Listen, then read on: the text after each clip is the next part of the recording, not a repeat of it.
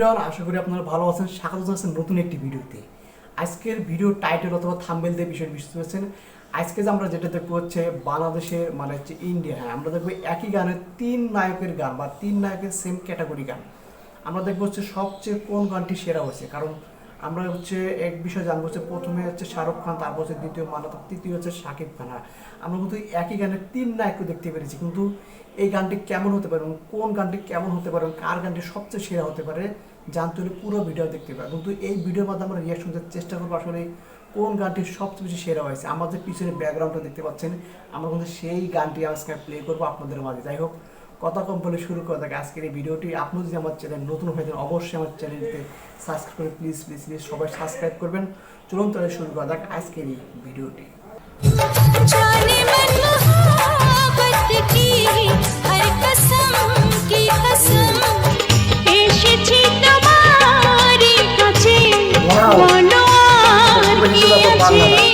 Hello everyone, কেমন আছেন সবাই? আশা করছি অনেক অনেক ভালো আছেন।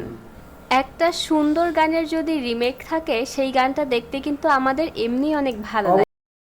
তার উপর সেই গানটা যদি আপনার প্রিয় নায়করাই রিমেক করে থাকে তাহলে কেমন হবে? হ্যাঁ, আজকের ভিডিওতে আমরা এমন একটি গান শুনবো যেই গানটা কিনা শাহরুখ খান এবং মাধুরী দীক্ষিতের একটি গান। যে গানটা ঢালিউডে যে শুধু একবার রিমেক হয়েছে এমন নয়, দুইবার রিমেক হয়েছে। প্রথমটি করেছেন শাকিব খান এবং অন্যটি মান্না। চলুন দেখে আসা যাক জনপ্রিয় এই তিন তারকার কোন গানটি কেমন লাগে। অরিজিনাল গানটি হচ্ছে হাম তুমহারে হ্যাঁ সনম গানটি।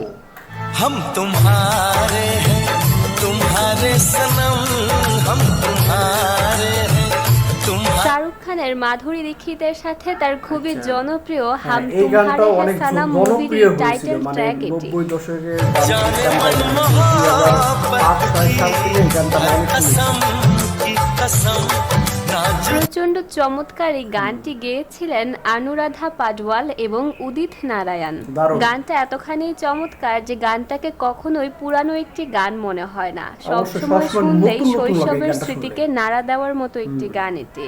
ये सुहाने पल ये मुलाकातें हम न भूलेंगे। ইভেন শাহরুখ খানের কাছেও নাকি গানটা তার খুবই পছন্দের একটি গান। এই গানটার একটা রিমেক ভার্সন আছে যেটির বাংলা নাম হচ্ছে মন তোমাকে ভালোবেসেছে গানটি। মন তোমাকে ভালোবেসেছে এসেছে তোমার। গানটি ছিল মান্না মৌসুমী অভিনীত আঘাত পাল্টা আঘাত মুভির একটি গান। গানটিতে কণ্ঠ দিয়েছিলেন মনির খান এবং কনক চাপা। সবই হারাতে পারি দুনিয়ায় পারবো না তো। গানটিতে গানের নায়িকা মৌসুমীকে দেখা গিয়েছে শাড়ি নয় বরং পশ্চিমা পোশাকে। বুকের মাঝে শুনে দেখো সকাল সাজে তোমার নাম শুধু বাজে। হাম তুমহারে হ্যাঁ সনম গানটির আরো একটি রিমেক ভার্সন হচ্ছে এত প্রেম ছিল গানটি। এত প্রেম ছিল তোমারই বুকে এত প্রেম ছিল। গানটি শাবনূর, শাকিব খান এবং রিয়াজ অভিনীত ও প্রিয়া তুমি কোথায় মুভির একটি গান। গানটা এই সময়ে এসেও এ প্রজন্মের কাছে এতটাই প্রিয় যে গানটিতে 33 মিলিয়নের মতো ভিউ রয়েছে।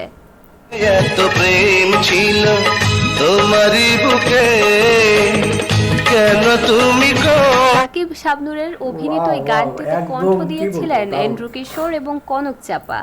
বুঝিনি কখনো ছিল এত আশা হৃদয়ে। ইয়াং শাকিব খানকে প্রচন্ড রকমের সুদর্শন লেগেছে গানটিতে। সেই সাথে শাবনূর এবং শাকিব খানের এই জুটিটিকে ভীষণ মানিয়েছিল এই গানটিতে। নীরবে নীরবে তোমাকে চেয়েছি কত যে সাধন। বলা যায় হিন্দি ভার্সনটির একটি চমৎকার বাংলা পারফেক্ট রিমেক হয়েছিল এই এত প্রেম ছিল গানটি। দর্শক, এই তিনটি গানের মধ্যে অবশ্যই কমেন্ট করে জানাতে ভুলবেন না আপনার কোন গানটি সবচেয়ে বেশি ভালো লেগেছে। ওয়াও, এক কথা দারুণ। আমি কি বলবো, আমি কিন্তু তিনটা গান এখানে শুনলাম, যেটা হচ্ছে এক হচ্ছে ভারতের হচ্ছে শাহরুখ খান, আর হচ্ছে বাংলাদেশের মান্না, আর তৃতীয় হচ্ছে শাকিব খান। হ্যাঁ, এর কিন্তু একটি গান থেকে দুটি সেম ক্যাটাগরি, সেম মানে সেম মিউজিক, একই মানে সব কিছু বিষয়টা আমি দেখতে পেলাম এই ভিডিও। যাই হোক, শাহরুখ খান এবং মাধুরীর যে গানটা রয়েছে সেটা কিন্তু অনেক পুরনো একটি গান, কিন্তু পুরনো হলে কি এখনো কিন্তু মনে হয় এই গানটা শুনি মনে হয় আমি কি বলবো নতুন করে আমরা শুনছি বিষয়টা।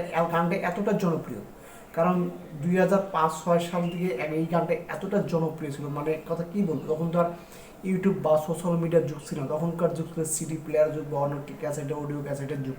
ওই সময় কিন্তু এই গানটা অনেক জনপ্রিয় ছিল।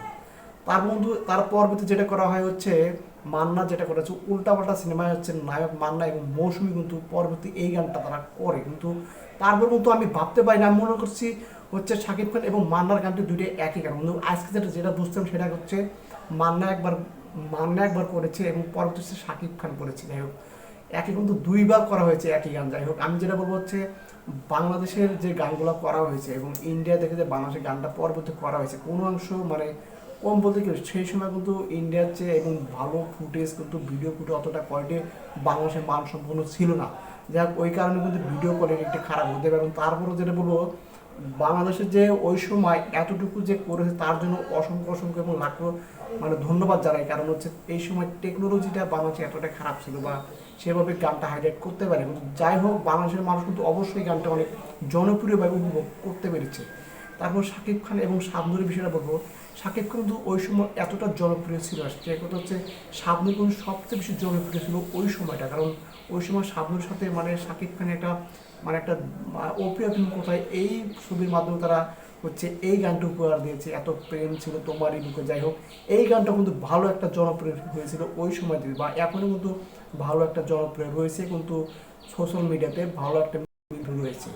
যাই হোক, আপনাদের বলবো একটা কথা, কোন গানটি সবচেয়ে বেশি ভালো হয়েছে এবং কার গানটি সবচেয়ে বেশি জনপ্রিয় হয়েছে অবশ্যই কমেন্টে জানাবেন। দেখা হবে নতুন কোনো ভিডিওতে। সবাই ভালো থাকবেন, সুস্থ থাকবেন।